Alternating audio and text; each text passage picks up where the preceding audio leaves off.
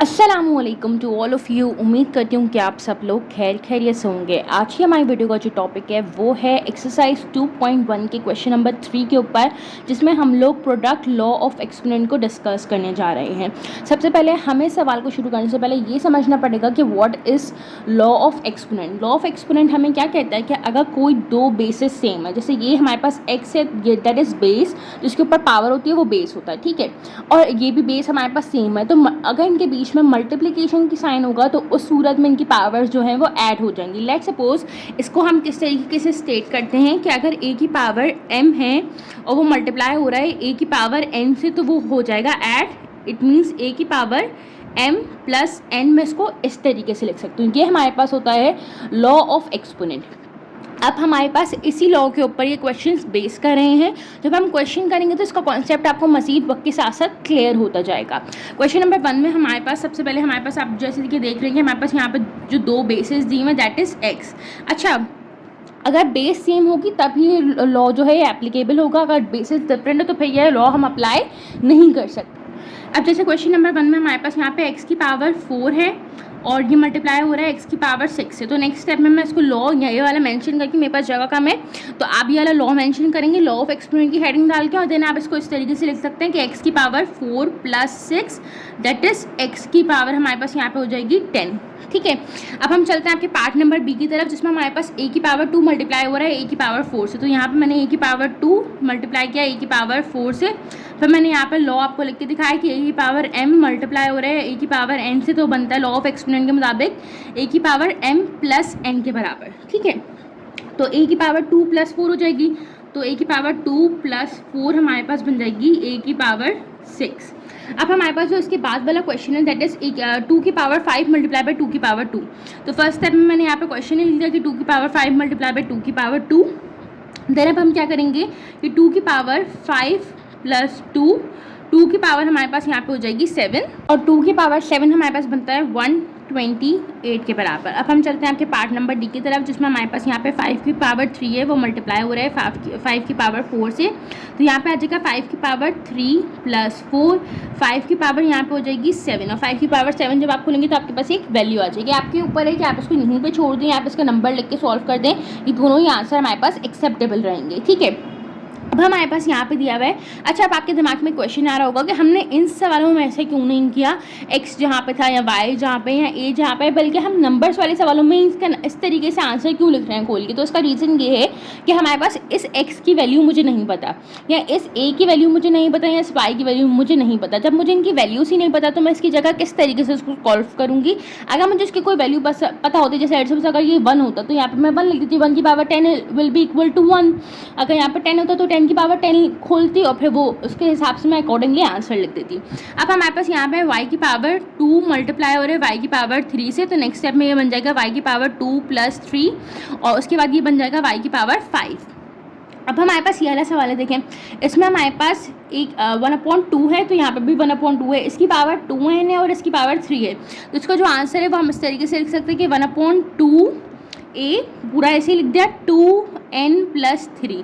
अब आप सोचोगे 2n प्लस 3 क्यों आया, 2n प्लस 3 इसलिए आ रहा है क्योंकि यहाँ पे पावर 2n थी, यहाँ पे पावर 3 थी, तो 2n प्लस 3 कर देंगे। अच्छा, अगर हमारे पास यहाँ पे कोई 2n की जगह कोई नंबर दिया होता तो वो पावर से ऐड होकर फिर एक होल नंबर में आंसर आ रहा होता। अभी क्योंकि मुझे n की कोई वैल्यू नहीं पता तो इसलिए 2n प्लस 3 इसका फाइनल आंसर हो जाएगा। अब ये है b की पावर m मल्टीप्लाई हो रहा है b की पावर n से, तो हम इसको सिंपली इस तरीके से लिख देंगे कि b की power m plus n simply. अब हमारे पास ये है। अच्छा देखें, अब ये आया सवाल काम का, ये है हमारे पास पार्ट h, जिसमें हमारे पास है 3 की पावर 2 मल्टीप्लाई बाय 2 की पावर 2। अब ये सवाल सॉल्व नहीं होगा, क्यों नहीं होगा, क्योंकि इसमें हमारे पास बेस 2 है, ये मेरे पास बेस 3 है, तो ये सवाल हम इस तरीके से सॉल्व कर सकते हैं कि मैं 3 के जो एक्सपोनेंट है उसको खोल दूँ, 3 मल्टीप्लाई बाय 3, मल्टीप्लाई की साइन लगा दो और 2 मल्टीप्लाई बाय 2, क्योंकि 2 की पावर 2 दो टाइम 2 खोलेगा और 3 की पावर 2 में भी 3 दो टाइम खोलेगा, तो ये मेरे पास हो जाएगा 3 3 ज़ा 9 मल्टीप्लाई बाय 2 2 ज़ा 4 और 9 4 ज़ा हमारे पास होता है 6, और ये हमारे पास हो जाएगा 36। तो ये हमारे पास इसका फाइनल आंसर हो जाएगा। जब हमारे पास बेसिस सेम नहीं होंगी तो हम सवाल इस तरीके से सॉल्व करेंगे, अगर बेस सेम होती तो हम उसकी डायरेक्ट पावर ऐड ऑन कर देते हैं। अब हम चलते हैं आपके पार्ट नंबर आई की तरफ। इसमें हमारे पास सबसे पहले अगर आपको दिख रहा हो तो यहाँ पे हमारे पास बेसिस सेम है। एक हमारे पास ए की पावर m अपॉन 5 है। तो सबसे पहले मैंने यहाँ पे क्वेश्चन अपना रिपीट किया कि ए की पावर m अपॉन 5 की होल पावर 2 है और वो मल्टीप्लाई हो रहा है ए की पावर m अपॉन 5 की होल पावर 2 से। क्योंकि बेसिस सेम है तो मैं वर्ड्स को ऐड ऑन कर सकती हूँ नेक्स्ट स्टेप में। तो मैंने इसको इस तरीके से लिख दिया कि ए की पावर m अपॉन 5 की होल पावर हो जाएगी 2 + 2, जो मेरे पास बराबर हो जाएगी ए की पावर m अपॉन 5 की होल पावर 4 के। 2 + 2 विल बी इक्वल टू 4। ठीक है, अब ये जो 4 है ये इसके ऊपर भी ब्रेक होगी, ये वाली पावर इसके ऊपर भी ब्रेक होगी, क्योंकि हम इक्वली डिस्ट्रीब्यूट करते हैं पावर्स को हमेशा। तो ये कुछ इस तरीके से बन जाएगा ए की power 4 multiply by m upon 5 की पावर 4। तो जब हम इसको ओपन करेंगे मज़ीद फर्दर तो ये बन जाएगा ए की पावर 4m अपॉन 5। हमारे पास कितने टाइम मल्टीप्लाई होगा, 4 टाइम यहाँ पे मल्टीप्लाई होगा। तो हम 5 को 4 टाइम मल्टीप्लाई करते हैं, 1 2 3 और ये 4। तो ये आ रहा है हमारे पास 625 इसका आंसर आ रहा है। तो ये मेरे पास इसका फाइनल ये आंसर हो जाएगा। अब हम चलते हैं इस पार्ट के ऊपर। ये पार्ट हमारे पास थोड़ा सा ट्रिकी है। इस पार्ट में हमें सिंपली करना क्या होगा कि हमने सबसे पहले अपना क्वेश्चन रिपीट किया और ये जो पावर 6 है इसको हम इस तरीके से रखेंगे कि 2 multiply by 3 will be equal to 6।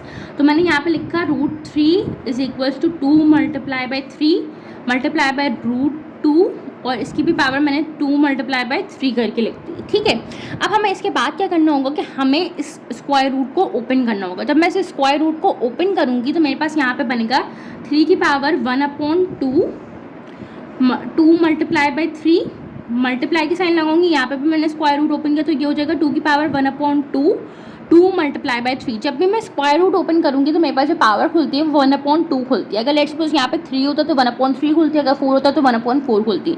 क्योंकि अभी यहाँ पे कुछ भी नहीं तो that is square root, purely square root, और स्क्वायर रूट की पावर 1/2 में खुलती है। अब हमारे पास ये वाला जो 2 है और ये वाला जो 2 है ये आपस में कैंसिल आउट हो जाएंगे क्योंकि ये ऊपर नीचे है।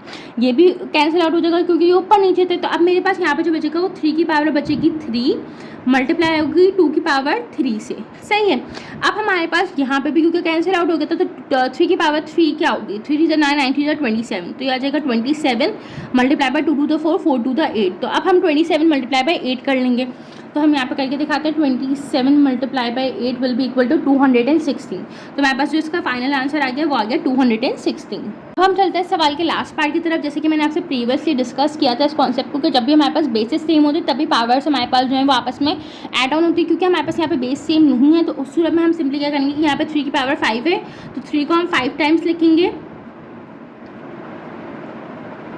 मल्टीप्लाई बाय 4 को भी हम 5 टाइम लिखेंगे क्योंकि 4 की पावर भी इत्तेफाक की बात है हमारे पास यहाँ पे 5 ही दी है।